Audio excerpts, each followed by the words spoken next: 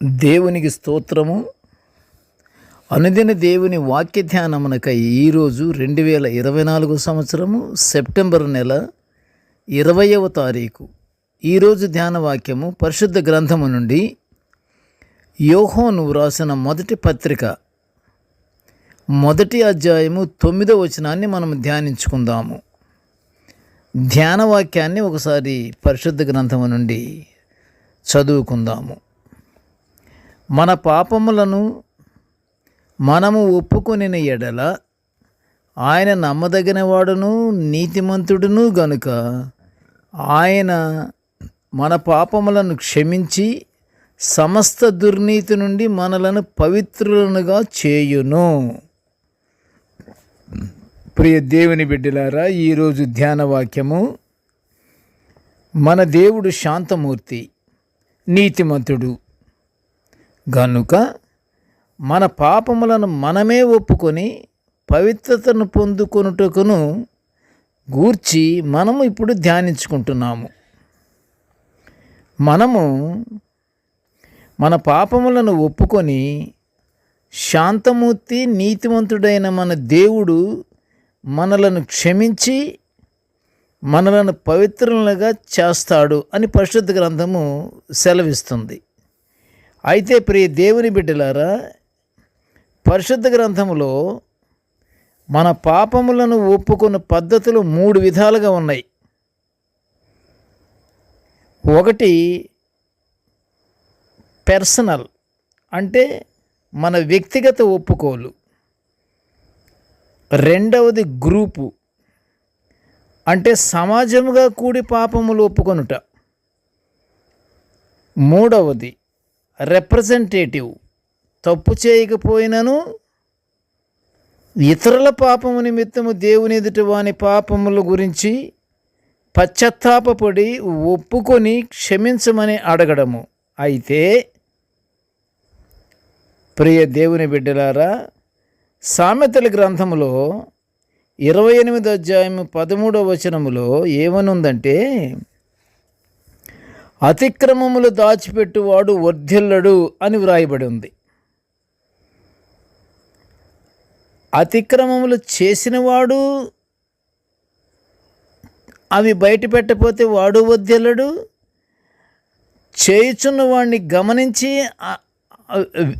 విన్నవాడు అతను చెప్పకపోతే అతను వర్ధిల్లడు. ఎలాగంటే, ఒకరి పాపములు తెలుసుకున్నవాడు, పాపం చేసినవాడు ఒకడు, వాడు చేసిన పాపాన్ని తెలుసుకున్నవాడు ఎట్టి పరిస్థితుల్లోనైనా దాచిపెట్టకూడదు. ఇదే 3వ రకమైన పాపపు ఒప్పుకోలు. పాపాలను దాచిపెట్టకుండా వాటిని ఒప్పుకొని విడిచిపెట్టువాడు దేవుని కనికరాన్ని పొందుకుంటాడు. నిజాయితీ లేని పశ్చాత్తాపం కనికరం పొందదు. కాబట్టి ప్రియ దేవుని బిడ్డలారా, మన పాపములను నిజాయితీగా ఒప్పుకోవాలి.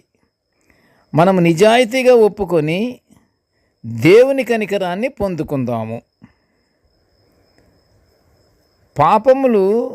పాపము చేసినవాడే కాదు, చేసిన పాపాన్ని ప్రత్యక్షంగా చూసినవాడైతేనేమి, విన్నవాడైతేనేమి, అతను కూడా దేవుని దగ్గర ఒప్పుకోవాలి. ఆ బిడ్డను క్షమించమని అడగాలి. ఆ బిడ్డను క్షమించమని దేవుణ్ణి బ్రతిమాలుకోవాలి. అప్పుడు నిజాయితీగా ఉండే పద్ధతి దేవుడు చూస్తుంటాడు. కనుక నిజాయితీగా ఒప్పుకొని దేవుని కనికరాన్ని మనము తప్పకుండా పొందుకుందాము. ప్రార్థన చేసుకుందాము. కృపగల తండ్రి, ప్రేమగల నాయన, నీ పాదములకు స్తోత్రములు, వందనాలు తండ్రి.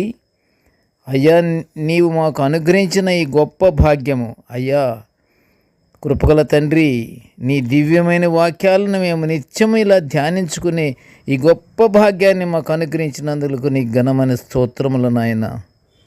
తండ్రి, నేటి ధ్యాన వాక్యమును వినుచున్న ప్రతి బిడ్డను ఆశీర్వదించయ్యా. నీకు స్తోత్రములు తండ్రి. ప్రభువా, మేము చేసిన పాపాలను దేవా మేము నీ ముందర ఒప్పుకొని మమ్మల్ని క్షమించమని అడిగే మనస్తత్వం మాలో ఏర్పాటు చేయమని నీ పాదముల చెంత మొరపెట్టుకొనుచుంటున్నాము తండ్రి. మేము తండ్రి నిజాయితీగానే దేవా మేము చేసినటువంటి తప్పొప్పులను నీ ముందు తండ్రి మేము క్షమించమని అడగటానికి తండ్రి నీకు మేము ప్రార్థించుకునే ఈ గొప్ప భాగ్యాన్ని మాకు అనుగ్రహించి మా పాపాలను క్షమించి మమ్మల్ని అందరినీ దేవాన్ని పవిత్రులుగా చెయ్యమని నీ పాదముల చెంత మేము బ్రతిమాలుకుంటూ వేడుకొనుచుంటున్నాము తండ్రి. ఆమెన్. దేవుడు మనల్ని అందరినీ బహుగా దీవించుగాక. ఆమెన్.